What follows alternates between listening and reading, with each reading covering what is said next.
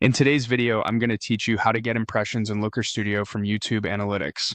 By the end, you'll have the impressions metric visible right inside your report so you can track reach without jumping back and forth to YouTube Studio.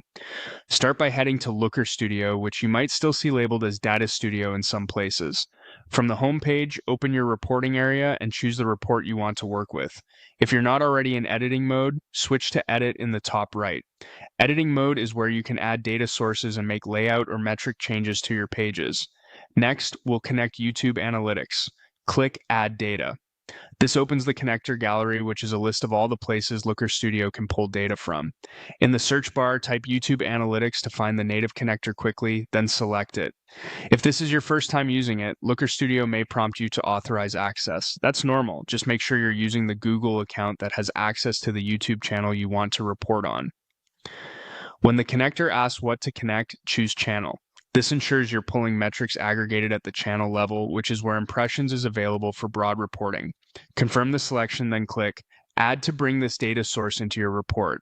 You should now see the YouTube Analytics data source listed on the right side of the screen, along with a long list of fields and metrics.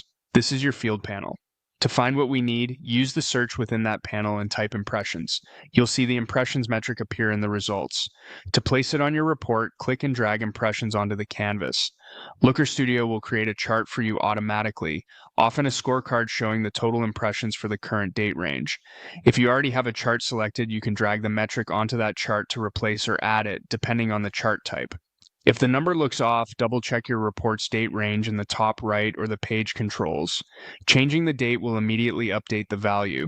You can also apply filters if you want to focus on specific content groupings later, but for a quick channel-level snapshot, the default setup works great. That's it. You've connected YouTube Analytics, located the impressions metric, and placed it directly in your Looker Studio report for ongoing visibility. Save your changes and you're ready to monitor reach at a glance.